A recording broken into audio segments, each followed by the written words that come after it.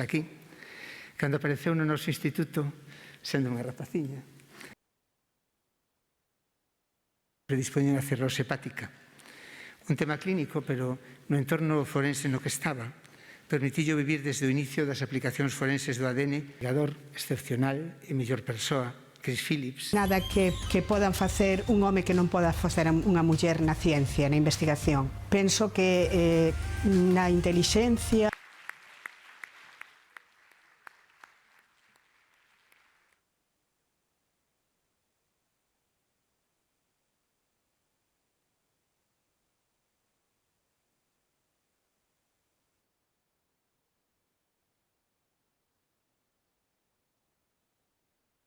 por pertencer ao grupo de mulleres predecesoras neste galardón que son claramente un exemplo de preparación, esforzo e superación. Deseñando, por exemplo, o terceiro programa de Muller e Ciencia en Galicia 21-25. É un proxecto que parte da Unidade de Muller e Ciencia, un organismo que creamos justamente cando empezamos a dar os premios, hai 15 anos, para incorporar a perspectiva de xénero na actividade científica e este programa puxo en marcha iniciativas no eido educativo a que encamiñadas a formación de docentes e a enganchar as nenas ás carreiras tecnolóxicas, ás carreiras de ciencias.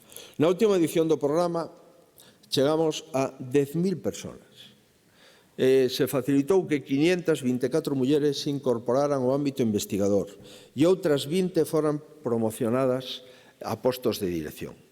Pero sabemos que, insisto, que hai que seguir. E o plan Emprega Muller, no orzamento que estamos aprobando no Parlamento galego, vai a contar cun investimento total de máis de 34 millóns de euros para o ano 22. E dentro deste plan se inclúe o programa EMEGA para fomentar o emprendemento femenino, que volve tamén a sumar outra cuantía superior a 4 millóns de euros.